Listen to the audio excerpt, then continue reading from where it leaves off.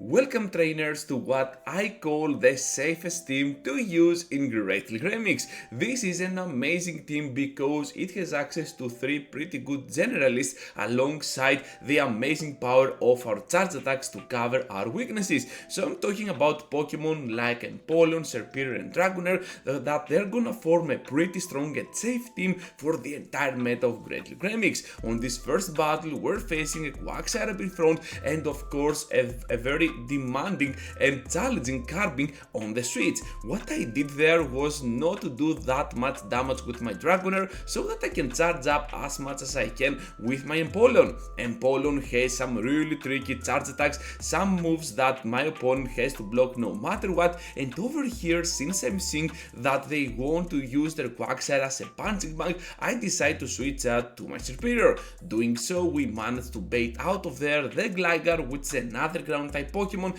and to be fair, with our power we can somehow finish off this Gligar without them expecting us to do so, because we're having the slight energy advantage after that switch, and of course right here by blocking the falling RLAs we can still reach to our own RLAs to finish them off. So this is gonna be their final shield into the game. So here comes now the switch to the Hydro Cannon, but they managed to catch on the Quagsire. This is a race now to the charge attack and we win the CMP tie, which is absolutely great to grab this victory and start off the video in the most winningful way possible.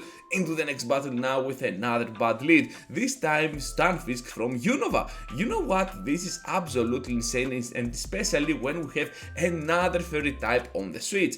Obviously here we do not have a lot of options, but I figured out that I cannot let my Dragonair go down, because with energy and of course with the boost that they already have on Togetic, are you kidding me, they can do so much work on my Empoleon. So at this point they will eventually farm me down, but as you can see Dragonair can really push those fairy types to their limits if they are not careful, and my opponent here definitely has some energy to throw, but at the same time I'm pretty sure that I can survive pretty much whatever they go for. So a double SN power will drop us around 50%, but at the same time we can easily survive because of our steel typing. Now Hydro Cannon their own Empoleon, and since they have the Stunfisk remaining at the very end, all we need to do is to reach to a couple of Regiplants, finish them off, and I guess that at this point I'm just expecting them to get out of my way because there is nothing else to do over here.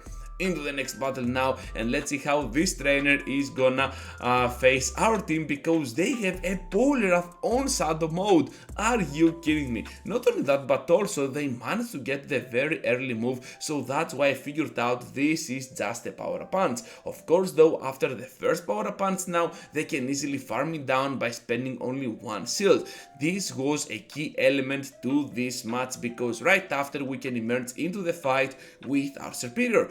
This Poliwrath is doing so much work with its energy, with its moves, and not only that, they took one shield of ours while we have already revealed all of our Pokemon, while they still haven't done any in return. So now with Dugong coming into the game, we can easily switch out to our Empoleon and see what lies at the back. So I guess in a weird way they actually messed up over here, because I switched out to my Dragonair and they never followed with that Dugong. So over here we're gonna take the advantage and the possibility that they make the mistake actually, so we can take the advantage of that and absolutely finish them off with our Empoleon on the end game. Magnezone now on Shadow mode is another bad lead that you definitely need to worry about with this team. I figured out that the backline can easily survive the wild charges and the volt switches, but over time the steel typing of Magnezone will be able to give it more energy. So I guess that this is not a great lead at all, especially with having Empoleon up in front. So what I suggest to do on this particular scenario is to switch out to your Dragonair and try to win that switch, but this opponent absolutely outplays me with the second move being the Ice Beam. So now with Magnezone coming into the game, I know that I need to take that final shield of theirs out of the game as soon as possible and rely completely on my Serperior. So here comes now Gligar, but to be fair, they already have so much energy to spare, and since I still have the shield, I guess that my only play here is to let that RLAs go through, try to completely farm down with Empoleon, because not only they have some energy on into that Magnet Zone, but they also can win the CMPs. So yeah, my calling here was not that great, as you can see. Anyways, into the next battle, finally we catch a break on today's video with a Gligar up in front. Not the best lead ever, but still kinda manageable with our moves. Hopefully they switch out to that Annihilate and we have now the battle with Serperior.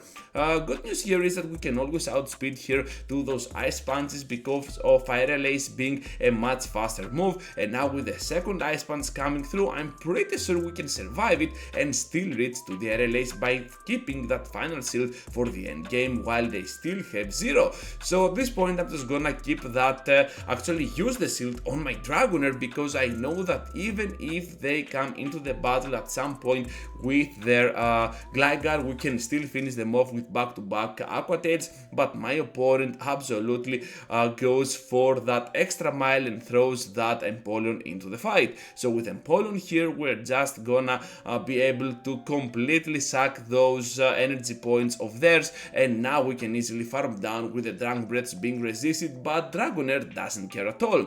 If you have a Shadow Dragonair, feel free to go for it, but I guess you can always count on the regular run if you have pretty good IVs. So down go now to that Drunk Breath damage of mine after they catch the move as well, but we already have so much energy to spare, so another pair of Aqua Tails is coming up on the end and try to finish them off in a fantastic victory.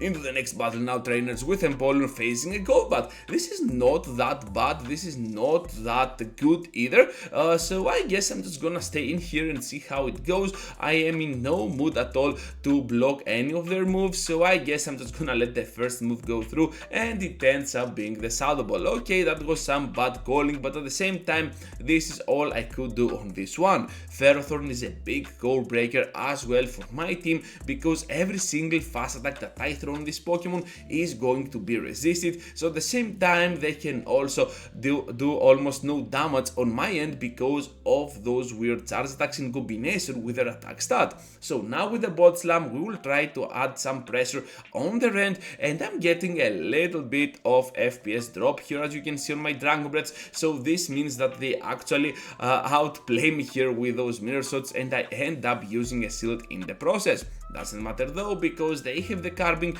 and of course they managed to catch my Ball Slam on that Pokemon.